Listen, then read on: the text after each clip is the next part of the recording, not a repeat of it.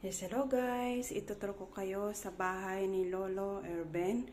So, ayan guys, ang pinto. Oh, may telephone dyan. Ayan.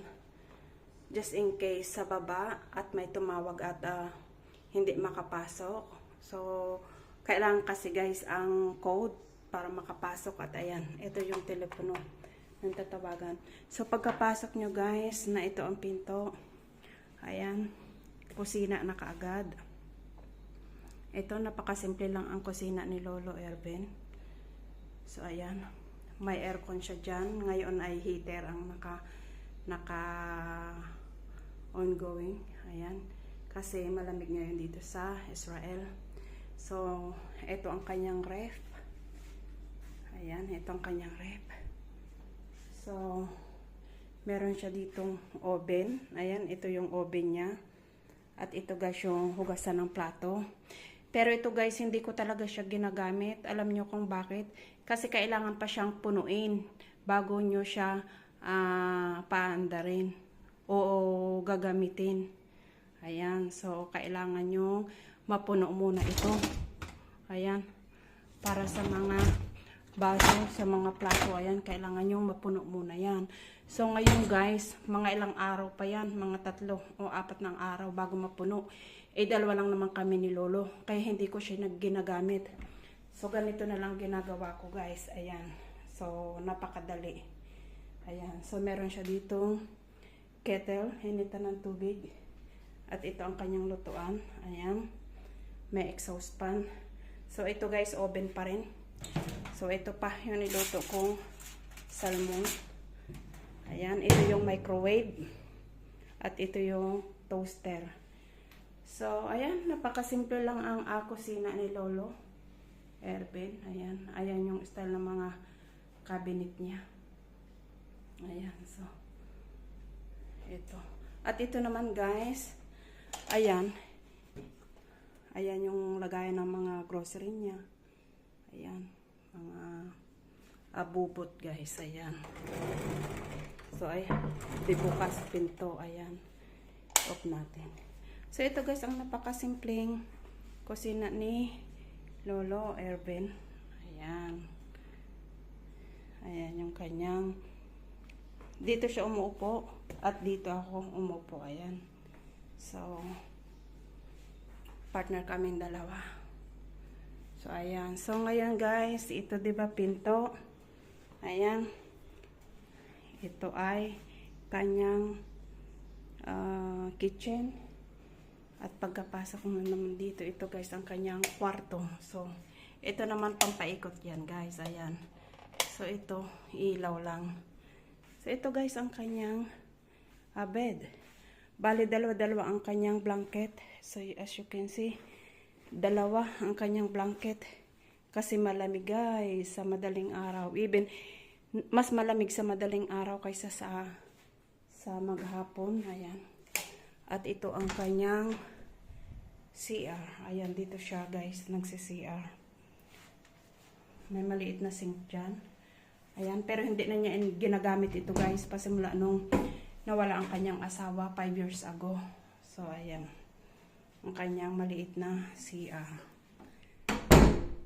So, at ito naman guys ay another pito. Ayan, kanyang damitan.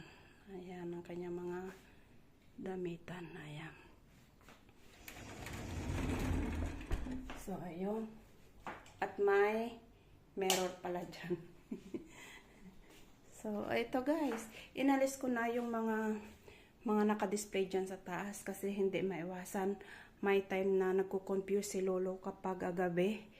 So, pinagtatanggal ko dyan.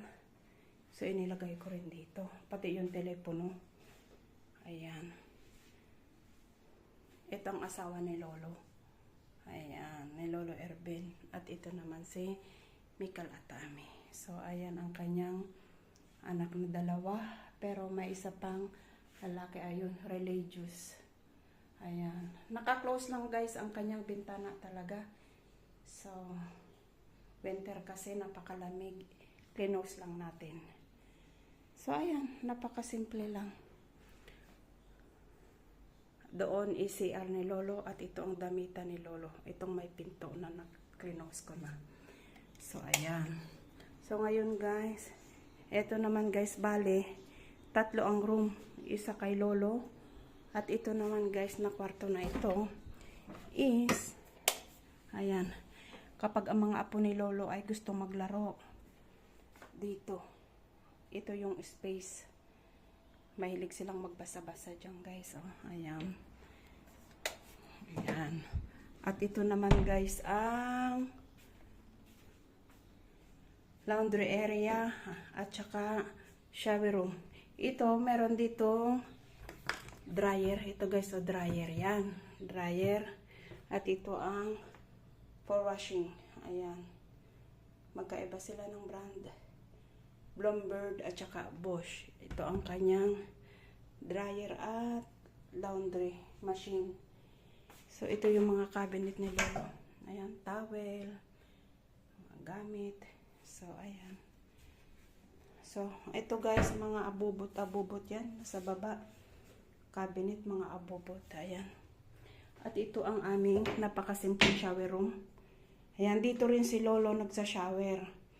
Dito din sa shower room na to.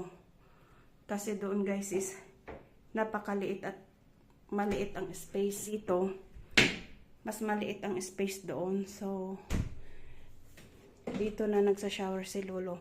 Pero hindi naman araw-araw guys. Every other day. So, ito naman guys ang aking CR. Ayan. Ayan, may mirror din. Ayan, maliit lang. So, may tubig tayo dito sa timba kasi napakahina ng pag-flush. Ayan. Napakasimple lang guys. So, at ito naman guys ay nung malakas pa si Lolo, ito yung kanyang opisina. So, ayan ang opisina ni Lolo before. Nung medyo malakas pa siya. Ngayon ay 97 na si Lolo. At 5 years ago ay nawala na rin ang partner ni Lolo. So, ayan, tambakan na. So, ayan, ito yung office niya dati. At ito naman guys ay, ayan, ito yung room ko guys. Diyan ako natutulog. So, ayan. Ayan yung bintana. Tapos, yan yung bed. Napakasimple lang. So, makalat guys. You see?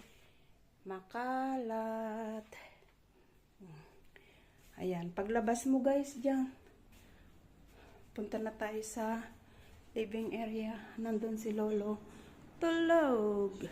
Ito yung wheelchair ni Lolo pag lumalabas kami. So, may piano siya dito. Ayan, ito ang piano ni Lolo. Yan yung piano ni Lolo. Ano pa to guys? Umaandar pa ito guys.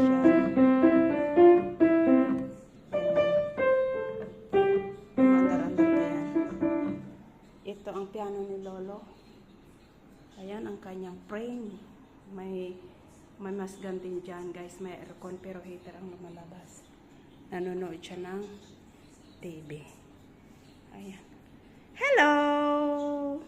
Yes! Mabait yan guys si Lolo. Ayan, 97 na siya. Hello! So, ito guys yung living area. So, ayan.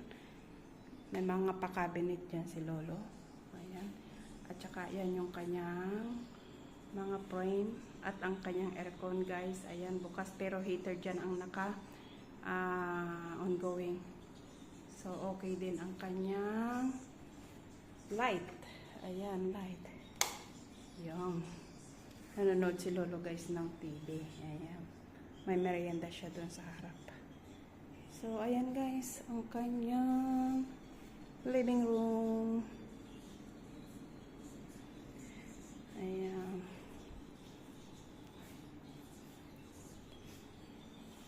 Ayan guys. Ang cute.